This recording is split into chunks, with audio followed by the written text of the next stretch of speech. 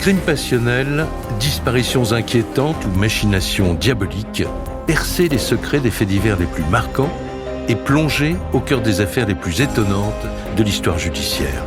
La découverte de la vérité ne tient parfois qu'à un fil. Bienvenue dans Chroniques criminelles. Dans cet épisode, l'affaire Mary Quigley. Je vous emmène aujourd'hui aux États-Unis et plus précisément en Californie pour une affaire qui à l'époque a marqué le pays. Le 10 septembre 1977, le corps de Mary Quigley, une lycéenne, est retrouvé au petit matin. L'adolescente a été violée et étranglée. La veille au soir, elle était à une fête avec des amis. A-t-elle fait une mauvaise rencontre en rentrant chez elle ? Connaissait-elle son agresseur ? La réponse dans ce podcast inédit de Chroniques criminelles.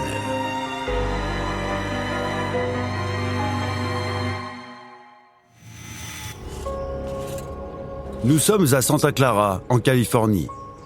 Une ville de 130 000 habitants située à 45 minutes de San Francisco. Ce 10 septembre 1977, comme à son habitude, un agent s'occupe de l'entretien du terrain de baseball du lycée voisin. Lorsqu'il aperçoit au loin quelque chose d'étrange, il appelle aussitôt la police.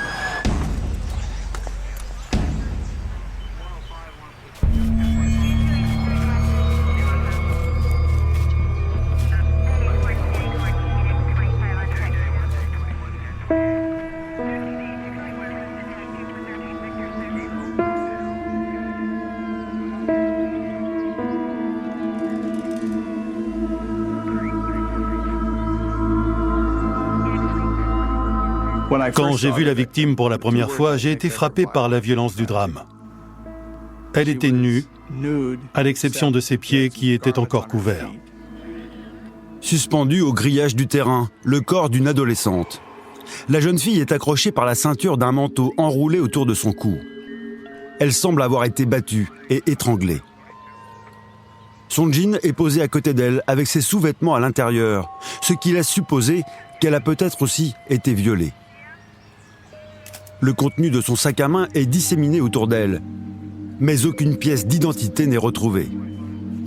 Seul gît dans l'herbe, un morceau de papier où sont griffonnés quelques chiffres. Les forces de l'ordre gèlent immédiatement la scène de crime et commencent leurs investigations. En parallèle, le proviseur du lycée dont dépend ce terrain de baseball est convoqué et arrive sur place. Peut-être pourra-t-il identifier la victime.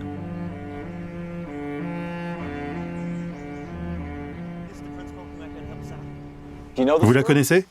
Je ne sais pas, je ne l'ai jamais vue. Ces chiffres vous parlent ? Ce sont des combinaisons de casier. On les a remises la semaine dernière pour le début de l'année scolaire. La police retrouve rapidement le casier correspondant à la combinaison et grâce à lui, il découvre l'identité de la victime. Il s'agit de Mary Quigley, 17 ans, élève de terminale. Mary avait beaucoup d'amis. Elle était très charmante, très avenante. Elle avait la voix douce et elle était presque trop généreuse. Quand un de ses amis voulait quelque chose qu'elle avait, elle lui donnait. Je me suis toujours dit qu'en grandissant, elle allait faire de grandes choses pour le monde. Les enquêteurs interrogent tout de suite ses amis. Très vite, ils apprennent que la dernière fois où Mary a été aperçue vivante, c'est la nuit qui a précédé la découverte de son corps. Elle était à la soirée juste au bout de la rue. Vous l'avez vue là-bas ? Oui, on l'a vue. C'est une grande fête de fin d'été. Une sortie exceptionnelle pour Mary qui n'est pas une habituée des soirées du lycée. Attention!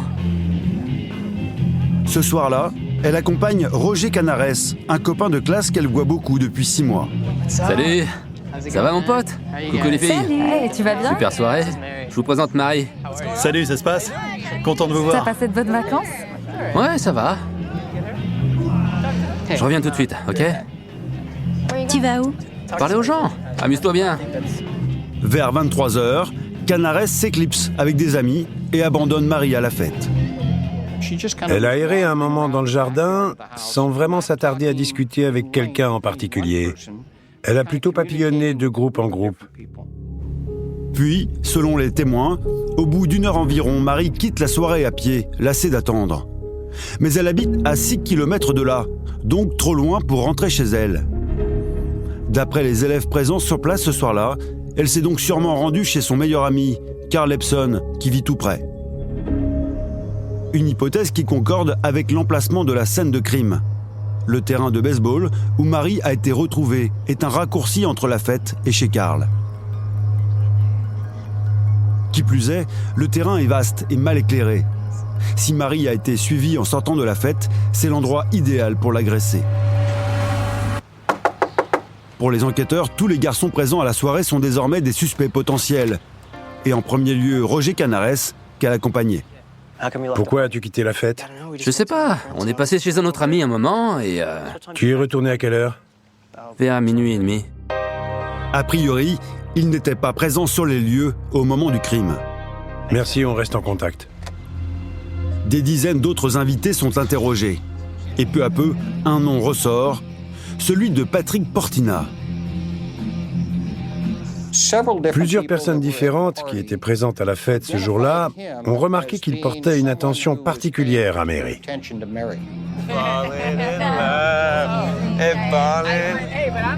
Afin de creuser cette piste, les enquêteurs le convoquent pour l'interroger. On a quelques questions à te poser sur tes agissements le soir du 10. Assieds-toi.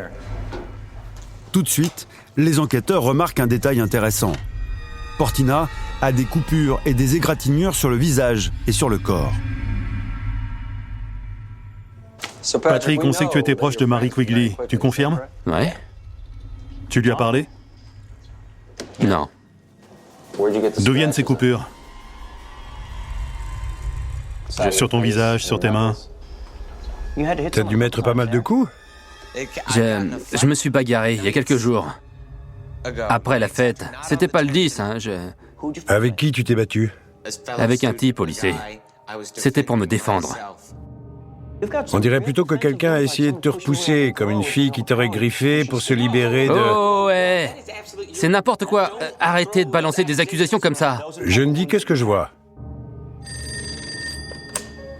Mais après vérification de son emploi du temps le soir du meurtre, la piste s'effondre. L'adolescent a un alibi solide. Vous en êtes sûr? Portina mis hors de cause, les enquêteurs décident d'interroger Carl Epson, le meilleur ami de Mary. C'est chez lui, a priori, qu'elle devait se rendre en quittant la soirée. Pourquoi tu n'es pas allé à la fête? Tu étais où? Je suis parti tard du boulot. Il devait être 00h30. On est venu ici et on est allé à la fête ensuite. On a dû rester 1 heure. Elle était même plus là quand je suis arrivé. Vous ne l'avez pas croisé? Non. Carl travaillait dans un restaurant dans le centre-ville de San José et il n'avait pas débauché avant 00h30 passé.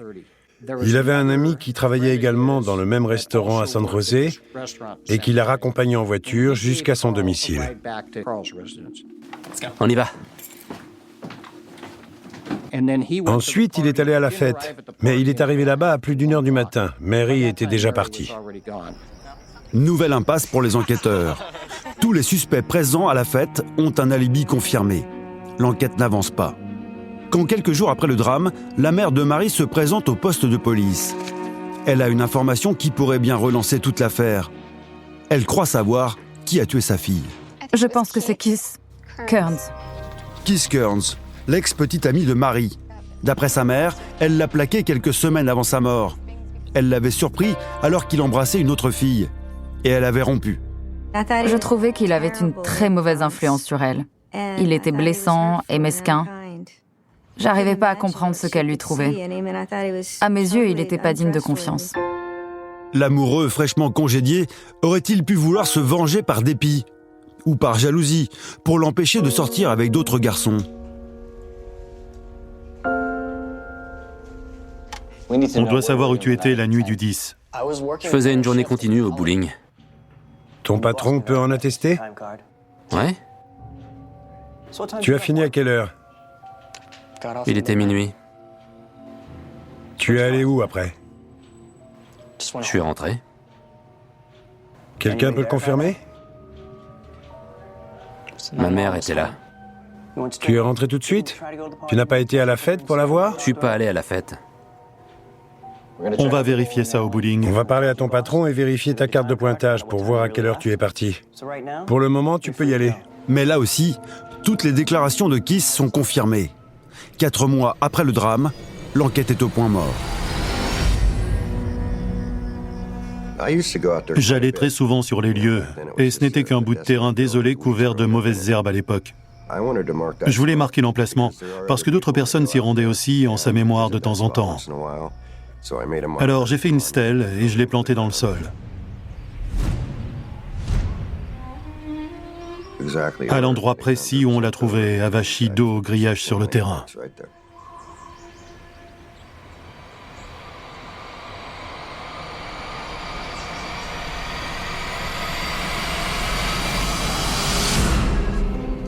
Pendant 6 longues années, aucun nouvel indice ne vient relancer l'enquête. Mais en 1984, Ted Kitch se voit confier l'affaire. Un de mes supérieurs hiérarchiques m'a demandé de reprendre le dossier et de déterminer si l'affaire pouvait ou non être résolue et si nos ressources nous permettaient de faire quelque chose qui nous était impossible en 77. Je lui ai répondu, bien sûr, je vais me pencher dessus et voir s'il y a quelque chose à faire. Il reprend un à un tous les éléments de l'enquête. L'observation du corps indiquait qu'elle avait été traînée sur une certaine distance jusqu'au grillage où elle avait été attachée, puis elle avait été violée. Selon moi, elle était sûrement déjà morte au moment où on l'avait attachée.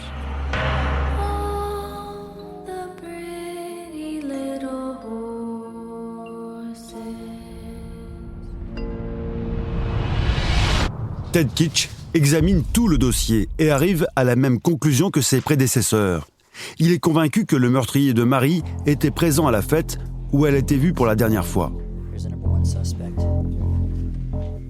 J'ai parcouru des tonnes de rapports, des tonnes d'entretiens, et j'ai essayé d'élaborer une chronologie incluant toutes les personnes présentes à la fête, avec leurs heures d'arrivée et de départ, en particulier celles qui avaient été identifiées en train de discuter avec Mary ou de lui prêter attention. Il établit une nouvelle liste de 11 suspects potentiels qui ont tous quitté la soirée dans le même intervalle que Mary. J'ai vérifié les casiers judiciaires de chacun d'entre eux et je suis resté bouche bée. Parmi ces 11 individus, tous avaient des antécédents criminels et plusieurs d'entre eux avaient été inquiétés pour des affaires d'agression sexuelle. Mais là encore, c'est l'impasse. Aucun de ces invités ne s'avère lié au meurtre de Mary. L'affaire s'enlise pour la seconde fois. Parfois, une enquête en arrive à un point où l'on n'a plus rien à en tirer. On n'a plus aucune piste à suivre, on n'a aucun indice, pas la moindre pièce à conviction à faire analyser. On se retrouve à l'arrêt et l'affaire finit par être classée sans suite. En 2001, Ted Kitch prend sa retraite. Il referme le dossier Mary Quigley sans avoir pu percer le mystère de sa mort.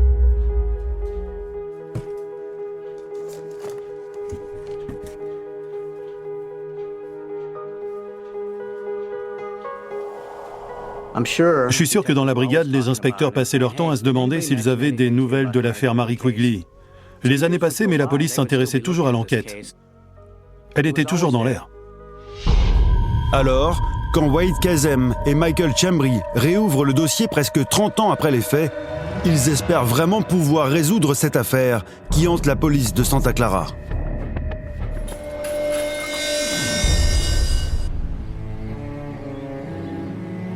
Je me suis refait le scénario des centaines de fois dans ma tête pour savoir comment elle s'est retrouvée là, à l'endroit où elle a rendu son dernier souffle. Où elle allait comme ça.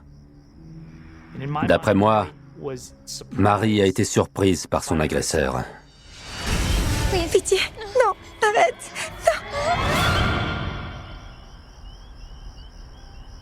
non. Je n'ai jamais cru que Mary était venue là de son plein gré avec son meurtrier. Pour moi, il semblait évident que c'était forcément quelqu'un qui connaissait bien les lieux, quelqu'un qui était venu ici très souvent et qui savait qu'il pourrait commettre ce crime et prendre la fuite sans être vu ni entendu. L'enquêteur est aussi convaincu que la mise en scène du corps de Mary pendu au grillage peut fournir de précieux renseignements sur le profil du tueur.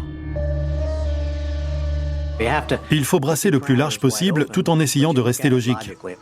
Pour moi, le message était « Regardez ce que j'ai fait ». Les enquêteurs se replongent dans la scène de crime, car chaque détail compte.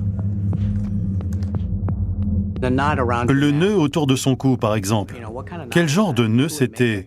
Qui ferait un nœud pareil? Est-ce que n'importe qui pourrait le faire ou est-ce qu'il est caractéristique d'une profession où il est très pratiqué? On s'attarde sur ces détails. On examine le contenu de son sac qui était éparpillé. Pourquoi était-il sans dessus-dessous? Est-ce que le tueur cherchait quelque chose? Est-ce qu'il a volé quand elle s'est fait agresser? Est-ce qu'elle a frappé le tueur avec? Ou est-ce qu'il a glissé de son bras pendant l'attaque? On examine différents aspects de la scène de crime en essayant de mieux l'appréhender, de comprendre ce qui est passé par la tête du meurtrier pour que ça aboutisse à ça. En presque 30 ans, la police scientifique a aussi fait d'immenses progrès. Grâce à elle, les enquêteurs vont peut-être enfin pouvoir faire parler certains indices prélevés sur la scène de crime. Il y avait beaucoup de pièces à conviction dans cette affaire. Il devait y en avoir environ 6 boîtes pleines. J'ai pris rendez-vous avec la greffière et je lui ai demandé de me sortir tous les indices biologiques gardés au congélateur. Voyons voir. Et là, bonne surprise. L'inspecteur découvre que ces indices ont été soigneusement conservés durant toutes ces années. Une précaution qui va s'avérer très payante. Waouh! Des lames de 77. Les anciens enquêteurs avaient eu la prévoyance de recueillir, sur des lames de microscope recouvertes d'une fine couche de film plastique, du liquide séminal prélevé sur le corps de Marie. Et, incroyable mais vrai, 30 ans plus tard, en 2005-2006, on s'est servi de cette pièce à conviction. Ici Kazem. J'ai besoin de faire des tests ADN au plus vite. Kazem et Chembri mettent tous leurs espoirs dans ces tests. Pour eux, c'est leur dernière chance de pouvoir enfin identifier le meurtrier de Marie Quigley. Depuis 2005, il existe en effet un fichier national des empreintes génétiques qui recense tous les criminels. Et qui sait, celui qui a tué Marie est peut-être fiché. Après 3 semaines d'attente, les enquêteurs reçoivent enfin les conclusions de leur requête. Excuse-moi. Chembri, je vous écoute. D'accord, merci beaucoup. Aucun résultat.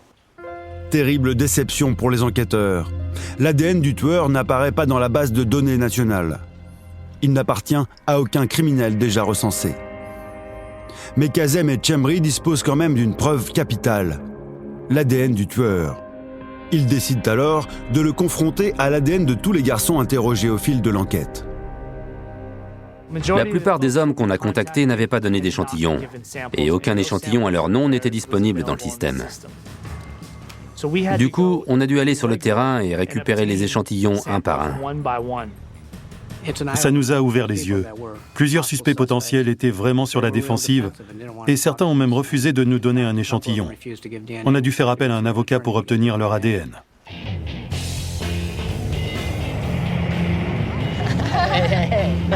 Salut, ça va mon pote? Quant à Roger Canares, que Marie accompagnait à la fête, les enquêteurs apprennent qu'il est mort. Sans ADN, comment savoir si ce n'est pas lui, le violeur et le tueur?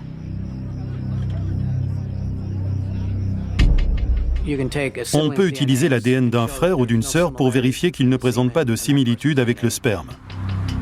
Canares a bien un frère, mais il est sans abri.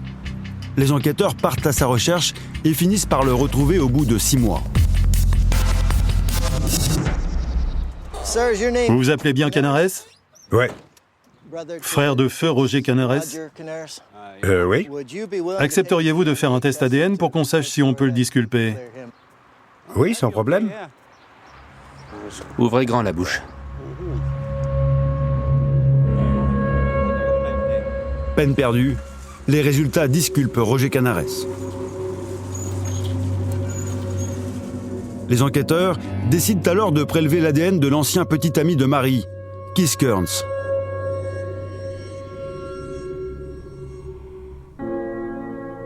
Il ne se passe pas un jour sans que je ne pense à Marie Quigley. Je n'ai jamais pu me la sortir de l'esprit.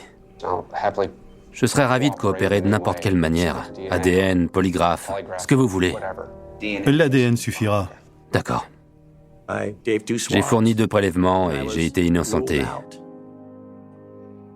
À juste titre.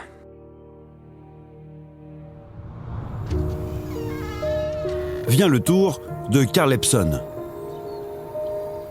Carl Epson était le meilleur ami masculin de Marie. Elle lui disait tout, elle lui racontait ses problèmes personnels, elle lui parlait de ses histoires de cœur. Et ils discutaient beaucoup quand ils étaient au lycée. Ils n'avaient pas de relation amoureuse. Il l'aimait beaucoup, mais comme on aime sa meilleure amie. Quand on l'a rencontré, plus de 20 ans après les faits, il était devenu alcoolique. Mais il avait une vie normale, il travaillait, il avait une famille. Et lui aussi est disculpé par son ADN.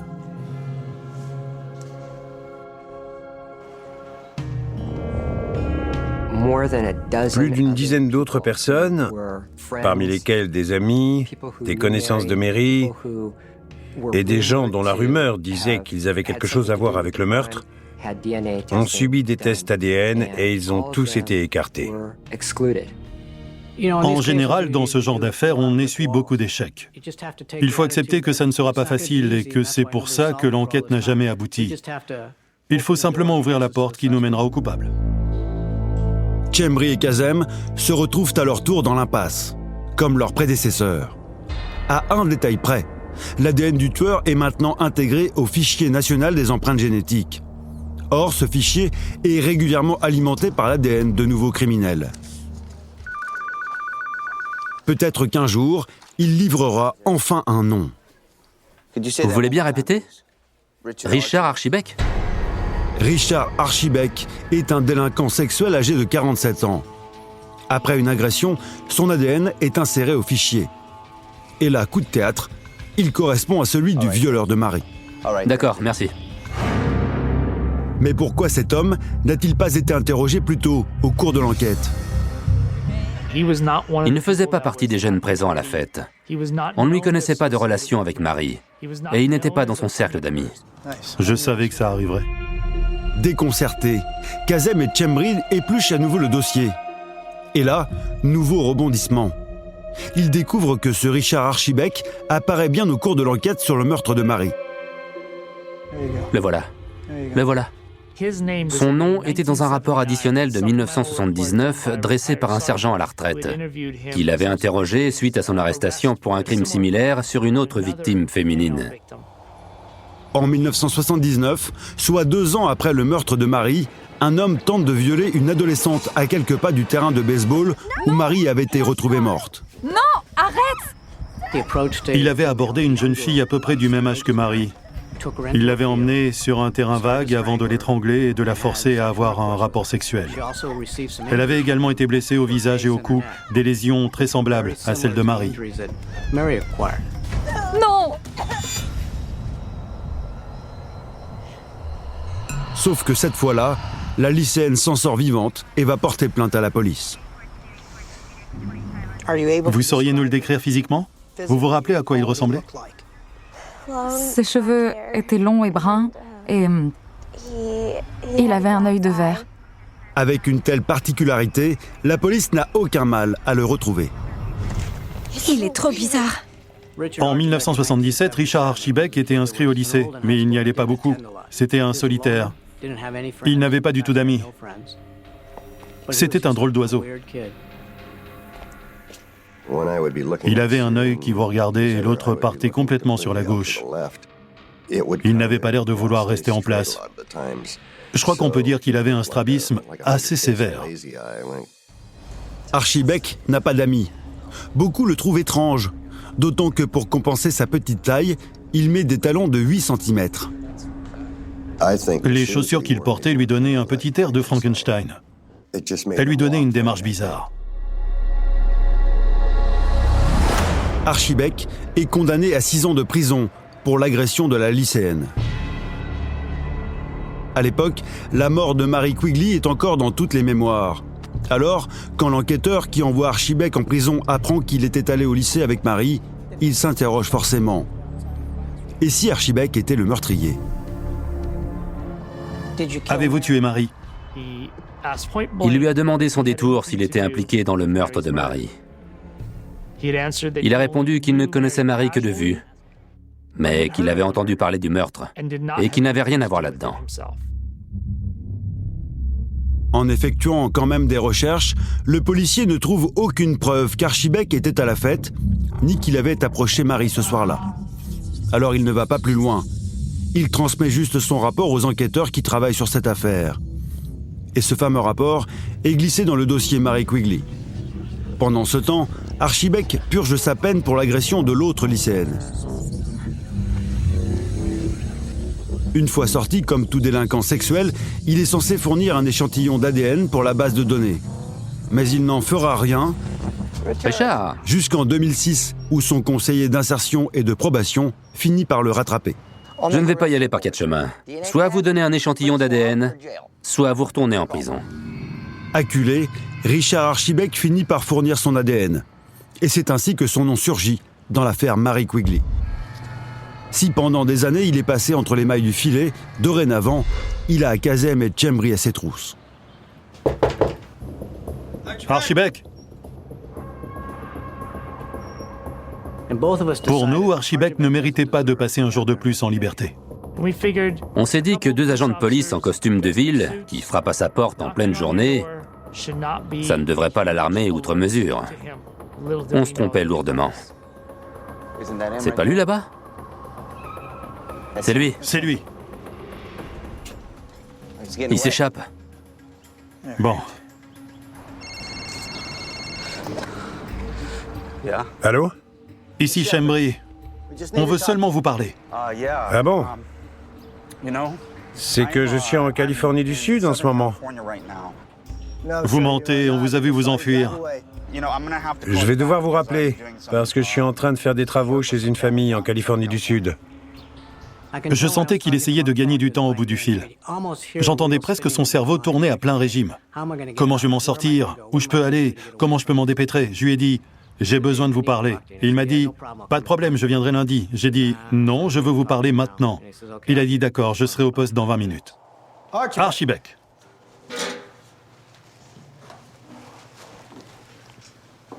Pourquoi vous êtes venu chez moi? On a rouvert l'enquête sur le meurtre de Marie Quigley. Qu'est-ce qu'on vous a dit? Il essayait d'évaluer ce qu'on savait, ce qu'il attendait, ce qui allait se passer, mais il était impassible. Vous vous droguiez au lycée, Richard? Vous formez un duo comique, c'est ça? Vous me faites une sorte de petit numéro, non? C'était il y a une éternité, mon vieux, une éternité. Mais Richard Archibek change vite de ton quand il apprend que son ADN est lié à l'une des plus grosses affaires de meurtre de l'histoire de Santa Clara. Il prend un avocat. Et il adopte une stratégie de défense des plus basiques. Il assure que Marie et lui avaient couché ensemble de manière consentie, plus tôt dans la journée. Mais les analyses de la scène de crime reportées dans le dossier contestent cette version. La preuve ADN indiquait qu'ils n'avaient pas pu se retrouver plus tôt dans la journée pour coucher ensemble. C'était donc qu'il l'avait violée et tuée, et il était le dernier à l'avoir vue vivante. Car il n'y avait aucune trace du sperme de Richard Archibek sur les sous-vêtements de Mary. Ce qui prouvait qu'après qu'il lui avait enlevés, elle ne les avait plus jamais remis. Pour consolider leur accusation, Kazem et Chembry cherchent un autre élément qui pourrait prouver la présence d'Archibek sur le terrain de baseball, la nuit du meurtre. Les enquêteurs d'origine avaient récolté toutes sortes de pièces à conviction sur la scène de crime. On avait tous ses vêtements et le contenu de son sac à main. Et on avait même des brins d'herbe que les policiers avaient coupés, mis de côté et préservés dans le dossier depuis 30 ans.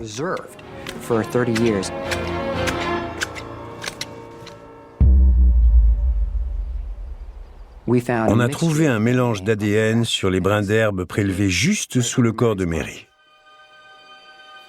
Et il s'agissait des ADN de Mary et de Richard Archibek. Cette fois encore, Archibek est confondu par son ADN. C'est certainement lui qui a violé Marie sur le terrain de baseball. Tout l'accuse.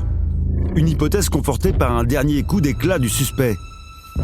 Il va définitivement sceller son sort en se vantant du meurtre auprès d'un codétenu. Il parlait à travers les barreaux et Archibek a déballé tout ce qui s'était passé. Tu veux que je te dise? Archie Beck, lui raconte que cette nuit-là, il était survolté et prêt à tout. Je savais qu'il faisait des fêtes tous les week-ends. Ça ne ratait jamais. J'ai pris ma voiture, je me suis planté devant la maison et j'ai attendu qu'elle sorte.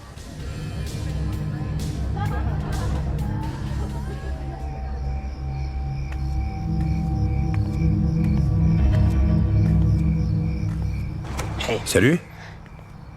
Je peux t'accompagner? Non. Oh, allez. Allez, quoi? Allez. Tu veux pas embrasser un mec comme moi? Oh mon Dieu! Non! Allez.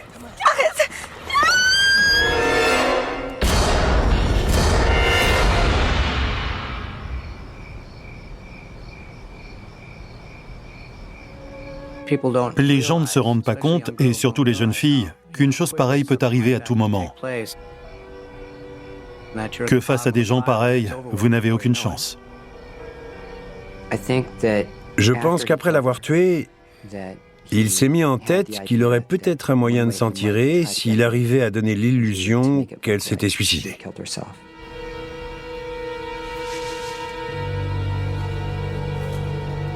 Mais il manque de force pour hisser le corps et maquiller le tout en pendaison.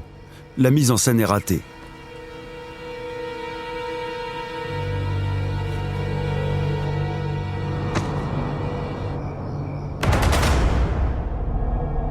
Accablé par ses aveux et désigné par son ADN, Richard Archie Beck est reconnu coupable du meurtre de Mary Quigley. Il est condamné à 7 ans de prison, reconductible à perpétuité.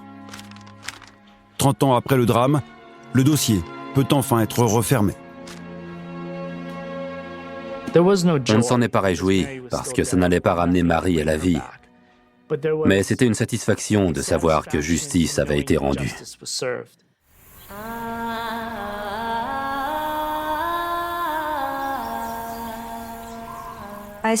J'ai passé 29 ans à me demander qui avait fait ça et pourquoi il ne le trouvait pas.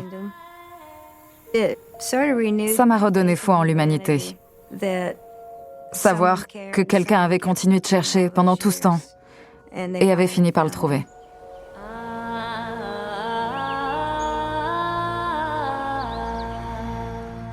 Quand j'ai vu Janice, la mère de Mary, descendre les escaliers du tribunal, elle s'est arrêtée devant moi et elle m'a dit « Pendant toutes ces années, je croyais que tu avais tué ma fille. » Et j'ai dit « Je l'aimais, pourquoi je l'aurais tuée ?» Je pense que Janice ne m'en veut plus maintenant, parce qu'elle sait que je n'avais rien à voir avec le meurtre de sa fille. Peut-être qu'elle n'appréciait pas beaucoup ce qu'on faisait à l'époque, et honnêtement, je peux le comprendre. Mais on ne peut pas revenir en arrière. Un vieil ami m'a appelé et il y avait un tourbillon d'émotions qui se bousculait dans mon esprit. Des milliards de choses me sont passées par la tête et encore aujourd'hui, des années plus tard, je n'ai toujours pas assimilé tout ça. J'ai toujours du mal à y croire. C'est ahurissant. J'étais content qu'on ait trouvé le coupable. C'était une journée riche en émotions. Ça faisait du bien. Ça a montré à la communauté que la police n'abandonne jamais. Et ça a montré aux meurtriers que même 30 ans après les faits, on pouvait les retrouver.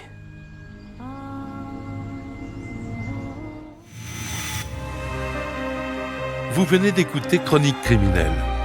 Si l'épisode vous a plu, n'hésitez pas à mettre des étoiles, à commenter ou à vous abonner sur votre plateforme d'écoute préférée. Et retrouvez dès la semaine prochaine un nouvel épisode de Chronique criminelle.